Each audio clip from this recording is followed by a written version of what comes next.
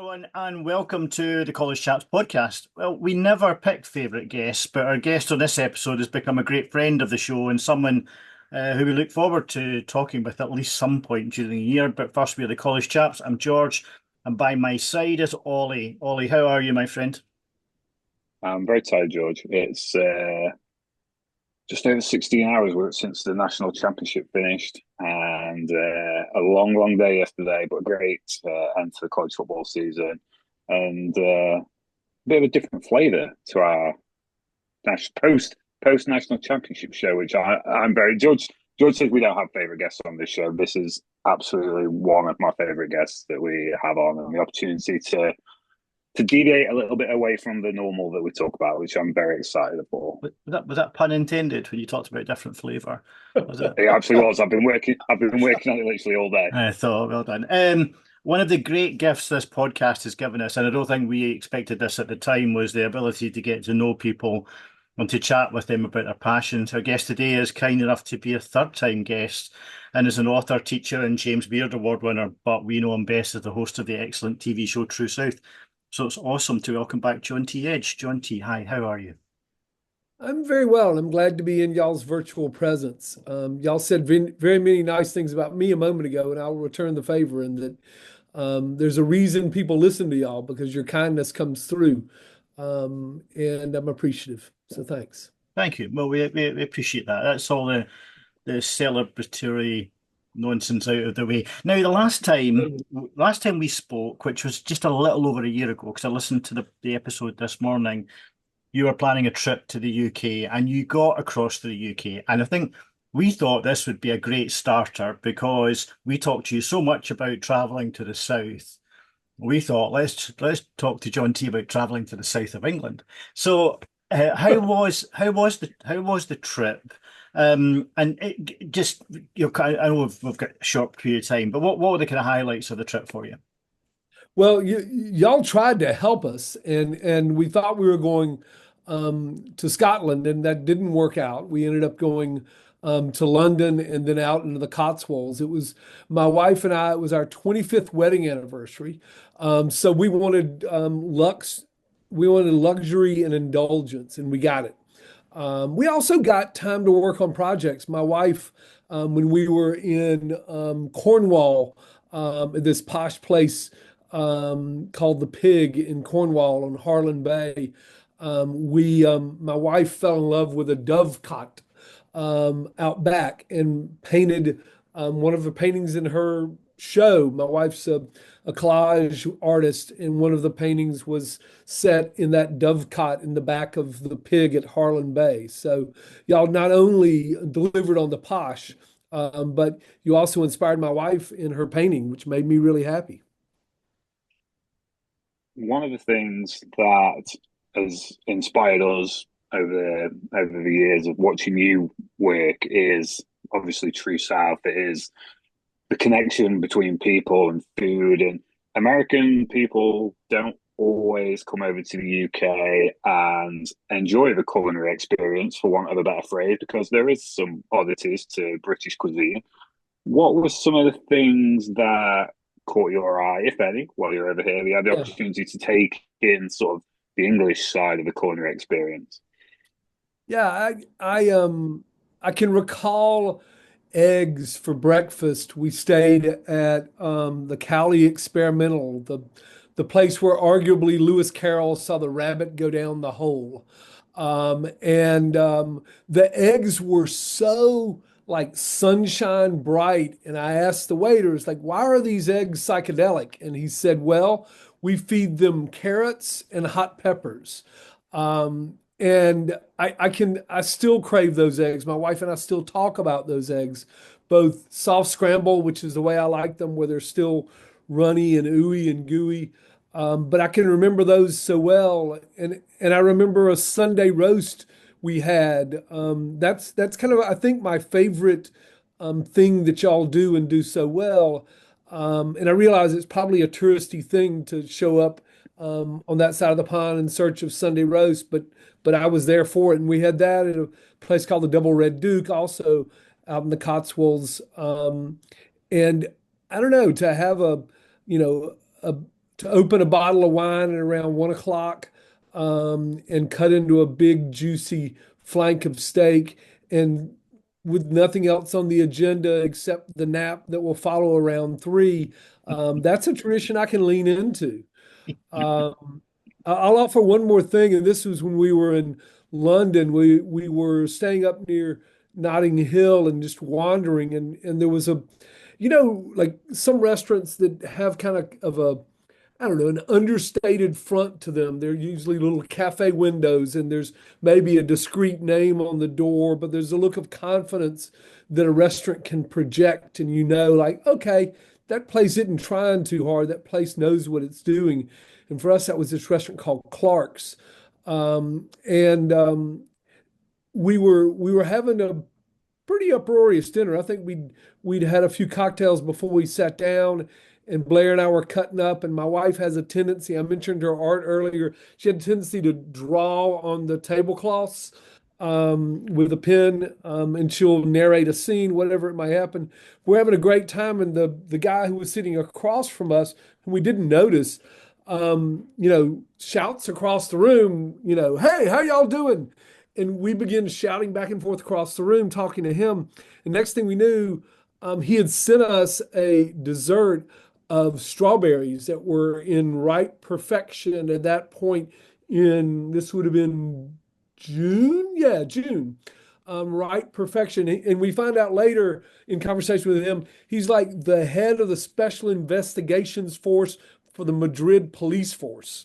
Uh, and he was garrulous and kind. And it's one of those things that, when you travel, you either shrink in and you pretend like don't want to step in the wrong puddle and don't want to step into the wrong conversation, or you open up. And I think we really tried on this trip to open up, and that encounter with the dude from the special forces of the Madrid, he sent us strawberries. Like, how beautiful was that? And they were great strawberries. I agree with you. For many years when I travelled, I would keep my mouth shut and not enter into it. Right, you kind of I don't know if you feel slightly, not too positive or confident about it. But I found that when you do integrate, and some of my best interactions have been in the South, right? South of America as opposed to south of England, you get a lot back, right? And you're trying. You can see Ollie's eyes lit up when you start talking about roast dinners, because there's I say this in the nicest possible way. Ollie loves a good roast dinner, don't you? I quite like to cook a nice roast dinner. So I don't know if this is a thing in the States, but like over here, carvery is a thing. So you go up and they put you help yourself to the veg. And see, I don't like that. I like someone, if I'm going out for a Sunday dinner, I want someone to bring the Sunday dinner to me. Yeah. But I also like to cook a nice Sunday dinner. I was intrigued by the Sunday dinner because talking to American friends and colleagues, we'd have like we call it a lamb, like a lamb Sunday dinner, a little lamb roast dinner. But a lot of my friends and colleagues in America are like, oh, well, I'd do like a barbecue with lamb, or like the idea of having a roast lamb is not quite the same to them. So I was intrigued when your eyes lit up with the idea of the roast dinner, to be honest. Yeah. Well, I just I like a reason to indulge. I like a reason to give up on an afternoon, especially as I get older. I'm not tearing it up at 2 in the morning, but I can tear it up at like 2 in the afternoon. I don't think there's anything better than tearing it up in the afternoon. I love a good afternoon to do. We know you're not a stranger to the UK. We know you've travelled here before, but I just wondered if there was some cultural differences that kind of made you laugh to yourself when you arrived back in the UK. Is there anything that stands out that is supremely odd? And I say that as a Scotsman, knowing fine well there's a lot of oddities in the south of England. But I said the south of England, Ollie. I'm not pointing at you, but there's a lot of oddities. Disgusting. My observation in that comes to a reflection on the kind gentleman who rented me my car. we rented a car in Oxford, your Oxford, and I was a bit nervous. Driving on the other side was a complexity for me, especially the supersized roundabouts. We've got roundabouts here, but nothing like a 5-lane roundabout. And the gentleman who rented my car handed me the keys, and he said, stone-faced, he said, "Remember, the enemy attacks from the right." And I was like, that was all I needed. It was beautiful. Um, but in terms of oddities about, a culture that is not mine, I, I mean, I really don't see it. Like I really genuinely try to watch and listen, and I don't see it all as odd. I see it as like expansive because if I can try to be quiet and watch a place and watch a people, I've always got my notebook. I've got it here beside me. You know, I just love doing that. I love overhearing shards of conversation, and writing them down. I love watching somebody walk their dog. Everything is fascinating to me. Um, I mean, I can picture little moments of our trip. I remember when we were in Cornwall, we were walking down from the place we were staying down toward the cliff and the beach below. And you know, I don't think I'd ever seen a lamb grazing in grass. Then there was the damn cliff and the beach. Like that just blew my mind. And I'm a small town kid from small town Georgia, and that just was otherworldly to me. So I guess the oddities to me were the physical um, qualities of the place. People are people. People are easy and fun to watch, and if you act curious and are willing to embarrass yourself, everybody will talk to you. You use the word expansion then, which you have to bear with me while I use this segue because the SEC and the SEC network Good this season segue. expanded its foothold, its footprint, if you will, into Texas, into Oklahoma, and you talked about that on in the Yeah. show where you know the SEC network pays you to make the show, and you now have an expanded footwork. Right. We talked to the SEC Commissioner Greg Sankey, who he talked about bringing the SEC over to the shores of the UK for a game. What chance that the SEC network pays for a true South International special?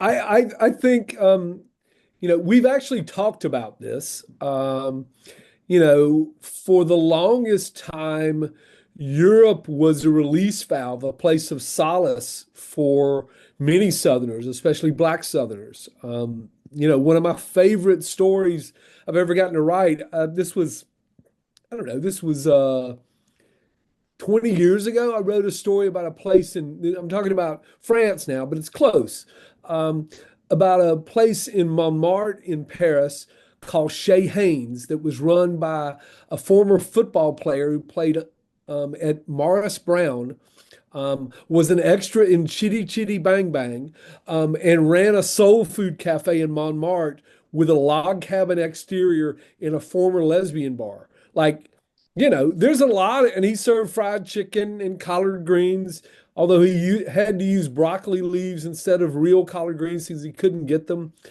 mean, there's a real way to connect, um, various provinces of Europe and the American South. There's a long exchange. You could do that through the cotton markets of England as well, straight back to the American South. There's historical ways that are there and will continue to be there. I was fascinated by, speaking of Texas, and I think about Austin and the music scene in Austin, and probably the strongest comer on the scene right now is Charlie Crockett. I bet y'all have listened to Charlie Crockett. Hmm. And everywhere we went in London, everywhere we went in the Cotswolds, everywhere we went in Cornwall, Charlie Crockett was on the stereo. This is a guy from Texas, hard scrabble guy who's fought his way. I think his music is amazing. But, the porosity of cultures is the dominant way we live now. There is rarely, these kind of siloed cultures. Charlie Crockett's big in Austin and he's big in London. It makes sense to me. It's amazing how I use the term Americana rather than country, right, has Right. just become a boom. Um, every big American artist that you can think of has been across these shores in the last 12 months. It is quite something. There's certainly a, I don't know whether it's I wouldn't call it a revival, but there's certainly a renewed interest in it. Let's talk about, 'cause I'm conscious of time. Let's talk about True South because that's how we know you, and Sure. that's what we love. And Ollie's already provided a very good segue into this segment.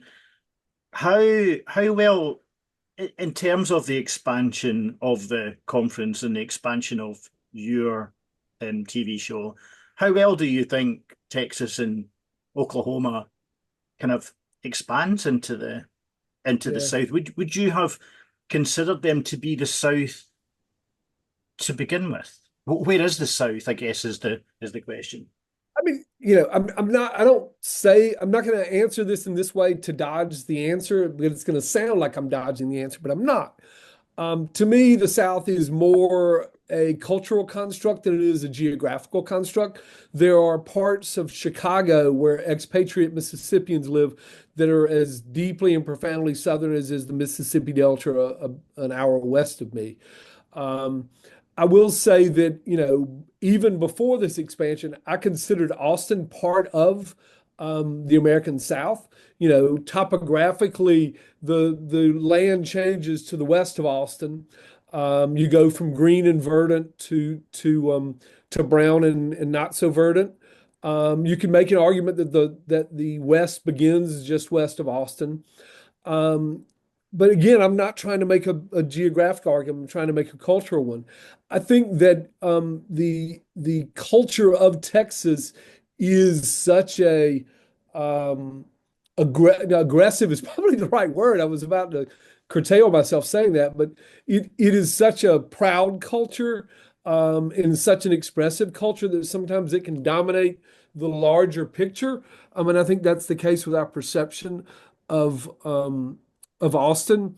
Austin's also different in that, the South has long been a conversation between black and white, really. And in Austin, the conversation is black, white, and Mexican American. That's a difference, but it's not an excluding difference. To me, though, the real insight I got from this season was Oklahoma. And there's a point in the show we made about Oklahoma City where a Chickasaw artist named Dustin Mater sits down to talk with me at the First Americans Museum in Oklahoma City. And he begins talking about Tupelo, which is, 40 minutes from where I live. He begins talking about his love of that place and his devotion to that land, and the ways in which his ancestors consider that place still their place. Y'all know that story. Your listeners know this story, the removal of Native people from the American South. Oklahoma City and especially a conversation with Dustin made me understand that in the same way I talked a moment ago about expatriate Mississippians in Chicago, the people of Oklahoma City, especially the Native people of Oklahoma City, are expatriate Southerners in Oklahoma. The connections are really strong, and I'm not playing to Greg Sankey here. Um, it's just honest. Like, if you travel out there and you talk to Native people, you'll understand that the facets of Oklahoma City that at least the ones we traveled feel very deeply Southern because of Native American presence. Greg Sankey is an avid listener to this podcast. He listens to it on his run in the morning, so he will get that message. There's a lot of, and George is going to touch on this in a minute. There's a lot of heartfelt, you touched on them a little bit there, heartfelt, true stories of the history, the culture of America that runs through the very veins of True South. There's also the food element, of course, and a large part of at least one episode in this last series, hot dogs. I want to talk a little bit about hot dogs. Hell yeah. There's a great story with a great short story writer within this last series. And he kind of touched on this a little bit, but why is the hot dog? Why does it have such a reverence and a special place in American culture? I mean, it is a small d democratic food. It is cheap, it is satisfying, and it allows for elaborations. So you've got your base, you've got your bun and your dog, and then you add chili, you add onions, you add cheese, you add kraut, you add whatever. Americans like to elaborate things. They like to start with something we all recognize and then make it their own. Think about custom cars and Tom Wolfe writing about the electric candy Kool-Aid flake. I can't remember. It's the Streamline Electric Flake Baby. Hell, I got the title wrong. Anyway, think about the ways in which Americans love to elaborate their cars. They do the same thing with their hot dogs. It's also this food that, because it's so dang cheap, it feeds the working people. Hot dogs were the preferred mill hand food of South Carolina, where that episode about which you were talking was set, in and around Spartanburg, South Carolina. Mill culture, you need a quick, good meal between shifts. You go to the hot dog joint. My life was changed when I had a chili dog out of Ben's Chili Bowl in Washington D.C. I'd never experienced anything like that, and I look forward to the day I can go back. We've touched, not for the first time, we've touched a lot on the human interest stories. We talked about it the last time that you came on the show, and I thought it wasn't intended, but it was a lovely segue that we had when you talked about the kind of European angle, because so many of the stories that you touch on either have had a very similar effect or maybe originated on and migrated across to the States. Coal mining being one of them. I come from a family who involved in coal mining over the years, and could then absolutely kind of appreciate the Jasper, Alabama episode. But Yeah. so I think that it easily translates to our audience. I think it was a long-winded way of saying that. You've touched on some of them already, John T, but what were some of the stories that you enjoyed or maybe hit you the hardest when you were filming this season? I mean, the Jasper show, um, the father-son dynamics, the Jasper show represented that for me too. It was about what happens when coal mining is no longer the driver of industry. But that episode, as well as the Lexington, Tennessee episode, a barbecue whole hog episode, was about father and son. And my father died 2 years ago, this past fall, at 96. He died on the morning of his 96th birthday. And making these episodes this year about father and son relationships and what you pass on and what you leave behind, and the possibilities of generational success, and what fathers and sons do and don't say to each other, and what limits that dialogue. All those things were on my mind when we were making those two shows, and they get at the heart of what we're trying to do with True South, which is, yeah, it's a show about food, but it's also a show about humans, and humans are complicated boogers. I don't know what it was about the Jasper episode, but that rang true. It really did. I thought that was fantastic. But also, I think I mentioned in my email to you the kind of South Carolina episode was also really very good. So yeah, to be I, congratulated on that. I hope, I mean, we've heard from so many people who bought George Singleton's short stories. If you want to start with something, there's a collection called You Want More, and it's the right title, You Want More of George. He is, this George on this podcast, as well as George Singleton, the author. You always want more of George, except maybe Ollie. Ollie might not want more George. You may have plenty of George. He I- protests too much, I think, John T, to be honest. Um, uh, Yeah, but I Far greatly too admire much George George. Singleton, the writer, and I yeah. heartily recommend him. I mean, he knows the pathos at the heart of all this stuff. He knows the humor to find in it too. What I thought was really beautifully done about that episode as well is one of the great things about True South is your narration of it, your voice telling the stories. But I thought what was beautiful in that episode was the amount of it he told the story, and it was just incredibly well done. I a lot of what I do from a written perspective around college football centers around human interest stories, and I absolutely love that element of it. And I could talk to you all day about the stories that come through on True South of the individuals. But I want to end about food because I love food, man. And my daughter in particular wanted me to ask you um, what for like a really good homemade mac and cheese recipe. But before you give that, and I'm being presumptuous there that you would share such a secret. Where's the best place for you in all your experience of traveling with True South and everything that you've done with the Foodways Alliance and everything you've been personally? Where's the best place you've ever had mac and cheese? Ooh, ooh. I I can tell you the mac and cheese that floats into my vision as you ask the question. I can't say it's the best I've ever had, but when I eat mac and cheese, like I care mostly about texture. Like every mac and cheese is going to have macaroni and it's going to have cheese. Some of them have egg in it and it has some lift to it and some custardiness to it from egg and milk. But I like a mac and cheese where the top has been broiled and there's almost like the Italians call it frico. There's almost that cheese turns into a crisp, almost like a wafer. And the best are both crisp and chewy. So any mac and cheese I can get that has crispy stuff. If it's a big old pot of it and somebody's just serving me from the center and all I get is creamy cheese and noodles, I want to run screaming into the woods because that's not what I want. I want the top and the sides.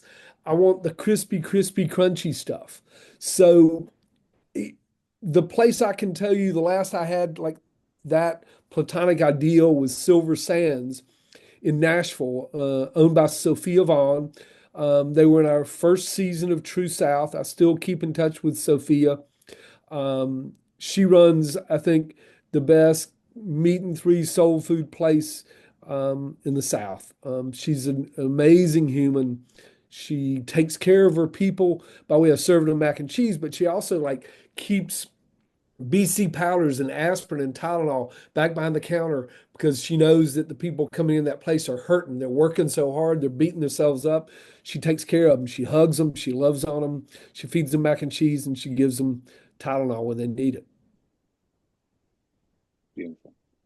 Do you put meat in mac and cheese? Do you put chicken or anything like that in, or is it just going to be solely the pasta and the cheese? Well, no meat, no. It should, it's counted as a vegetable in the South. So you can't have, well, I mean, you could have meat, but no, just egg, milk, sometimes, macaroni, definitely, cheddar, usually. A lot of people want to fancy it up and put all sorts of things in it. And I think we talked about elaboration a moment ago. Elaboration is a fine thing, but some things are already elaborated enough. And you put enough cheese on it, that's all you need. I mean, maybe you think this is an aberration, but I know in this country, so I hadn't really appreciated until I started traveling a lot more to the States about how much mac and cheese is a staple and as a proper side dish and all of that kind of stuff. Whereas here, I think we get a bit too adventurous with it, and there's lobster and all sorts of nonsense that end up inside it. So, yeah, I can see your eyes rolling even just at the thought of that. Yeah, I there is. just to tie just sorry, John.